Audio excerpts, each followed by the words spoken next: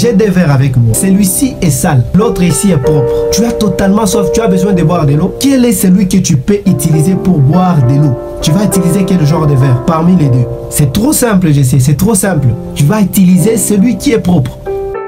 De même que toi, tu ne peux pas utiliser celui qui est sale, mais tu vas préférer utiliser celui qui est propre. C'est comme ça que Dieu aussi fonctionne. Si tu veux que Dieu t'utilise puissamment, et ce qui attire l'onction dans la vie d'un serviteur, c'est la sainteté. Si tu veux servir Dieu avec puissance, que ce soit dans l'intercession, la prédication, que ce soit dans la modération, dans le chant, peu importe, ce que tu dois savoir est que ce qui attire l'onction dans la vie d'un serviteur de Dieu, c'est la sainteté.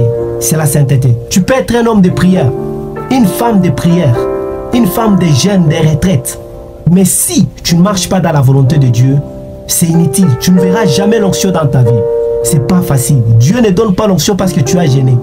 Dieu ne donne pas l'onction parce que tu as prié beaucoup. Dieu ne donne pas l'onction parce que tu es entré en retraite des 40 jours. Non. Dieu donne l'onction à ceux qui marchent dans la volonté de Dieu. Ceux qui craignent l'Éternel. Ceux qui marchent selon la parole de Dieu. Raison pour laquelle il dit dans sa parole que ma main n'est pas trop courte pour sauver, ni mon oreille n'est pas trop sourde pour entendre. Mais ce sont vos crimes qui mettent une séparation entre vous et moi et qui m'empêchent de vous exaucer. Waouh! C'est-à-dire quoi? Ce qui nous sépare de Dieu en tant que serviteur, c'est les péchés. C'est les péchés. Si vous voulez que Dieu vous utilise puissamment, que ce soit dans le chant, vous chantez comme ça et vos chansons explosent. Et les gens soient bénis à cause de ça, vous devez garder la sainteté. Vous devez garder la sainteté. Vous voulez modérer pour amener les gens profondément dans la présence de Dieu, vous devez garder la sainteté. Donc ce qui attire l'onction dans la vie d'un serviteur de Dieu, ce n'est pas d'abord les jeûnes.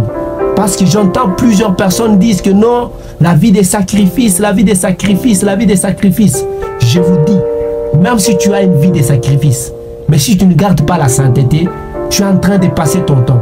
À partir d'aujourd'hui, retiens une chose.